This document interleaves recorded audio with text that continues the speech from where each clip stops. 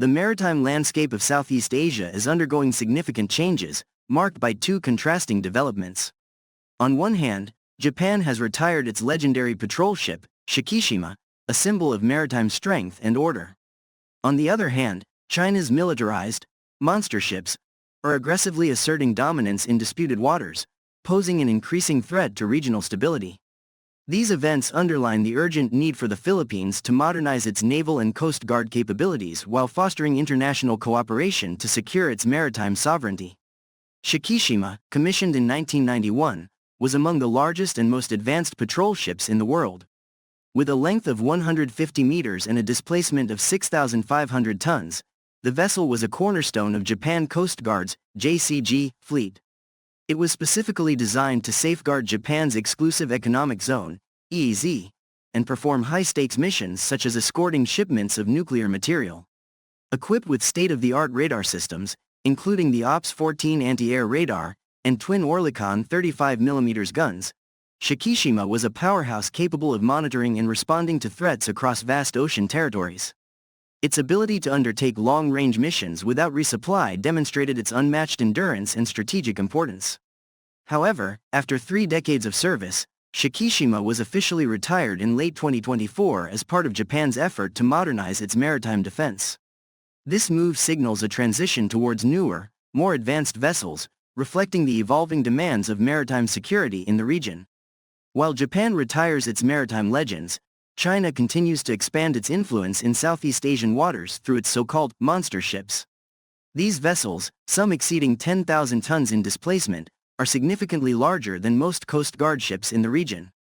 Ostensibly labeled as fishing or Coast Guard ships, their real purpose often blurs the line between civilian and military operations, a tactic known as gray zone warfare.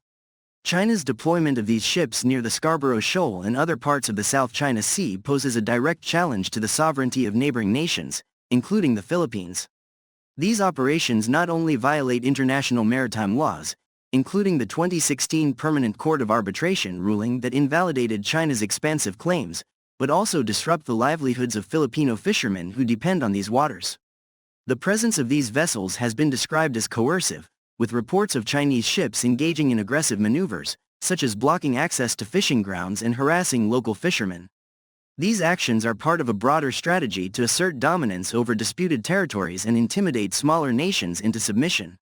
The juxtaposition of Japan's strategic modernization and China's aggressive expansion underscores the vulnerabilities in the Philippines' maritime defense capabilities.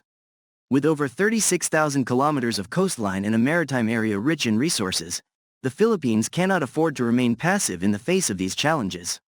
The Philippines has taken steps to strengthen its maritime forces, acquiring new vessels such as the BRP Jose Rizal-class frigates and multi-role response vessels, MRVs. These acquisitions mark a positive trend towards building a more capable naval and coast guard fleet. However, the scale of the challenges posed by China's activities demands more robust investments in advanced surveillance systems, long-range patrol capabilities, and personnel training.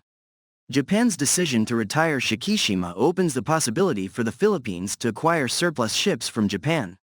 This would not only enhance the country's maritime capabilities but also deepen its strategic ties with Japan, a key ally in the region.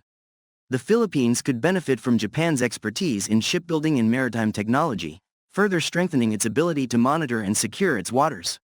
Collaborating with regional allies such as Japan, the United States, and Australia is crucial for the Philippines. Joint patrols, training exercises, and information-sharing initiatives can help deter illegal activities and reinforce a rules-based order in the South China Sea. For instance, recent trilateral maritime exercises involving the Philippines, Japan, and the U.S. have demonstrated the potential for coordinated responses to regional security threats. The current maritime tensions are not unprecedented. Throughout its history, the Philippines has faced similar challenges, from Spanish colonization to the battles of World War II. The South China Sea has long been a stage for geopolitical conflict, evolving from a battlefield of naval fleets to a contested space dominated by Coast Guard ships, fishing vessels, and gray zone tactics. One clear lesson is that sovereignty and economic prosperity depend on robust maritime security. For the Philippines, this means investing not only in hardware but also in the human capital and institutional reforms necessary to build a professional and capable maritime force. While government initiatives play a critical role, the Filipino people must also recognize their stake in maritime security. Public awareness campaigns can help citizens understand the importance of safeguarding the nation's maritime resources. Additionally, supporting government efforts to modernize the Navy and Coast Guard and holding leaders accountable for their commitments to national defense are vital steps. Unity as a nation is equally important. In times of external threats, a united front sends a strong message to potential aggressors that the Philippines is prepared to defend its sovereignty. The retirement of Japan's Shikishima and the rise of China's monster ships symbolize two vastly different approaches to maritime security. Japan's emphasis on modernization and international cooperation offers a model for nations like the Philippines to emulate. Conversely, China's aggressive tactics highlight the need for vigilance and preparedness. For the Philippines, the stakes are high. The country stands at a crossroads, facing a choice between proactively strengthening its maritime defenses or risking the erosion of its sovereignty. By investing in modern capabilities, fostering alliances, and rallying its people, the Philippines can secure its place as a strong maritime power in Southeast Asia. The time to act is now. Let these developments serve as a wake-up call to prioritize maritime security and protect the nation's future.